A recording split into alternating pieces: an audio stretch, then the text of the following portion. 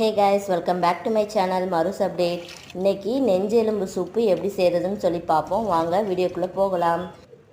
கடாய் சூடானதும் 2 ஸ்பூன் எண்ணெய், சிறிதளவு கடுகு பொரிஞ்சதும் ஜீரகம் 1 ஸ்பூனு, கருவேப்பிலை சிறிதளவு, இது எல்லாத்தையும் நல்லா வதக்கணும்.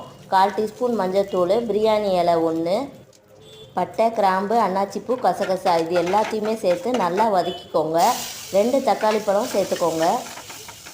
தக்காளி வதங்கினதும் 1/4 கிலோ நெஞ்செலும்பை அலசி தனியாக எடுத்து வச்சுருக்கோம்ல, அதை நம்ம வதக்கினதோடு சேர்த்துக்கலாம். சூப்பு உங்களுக்கு எத்தனை பேருக்கு தேவையோ அதுக்கு தகுந்த அளவுக்கு தண்ணி சேர்த்துக்கோங்க.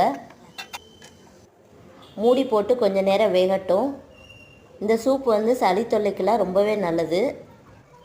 அவ்வளோதாங்க, சிம்பிள் அண்ட் டேஸ்டியான மட்டன் நெஞ்செலும்பு சூப் ரெடி. வீடியோ பிடிச்சிருந்தா லைக் பண்ணிவிட்டு மறக்காமல் நம்ம சேனலை சப்ஸ்கிரைப் பண்ணிக்கோங்க. டட்டா பாய்.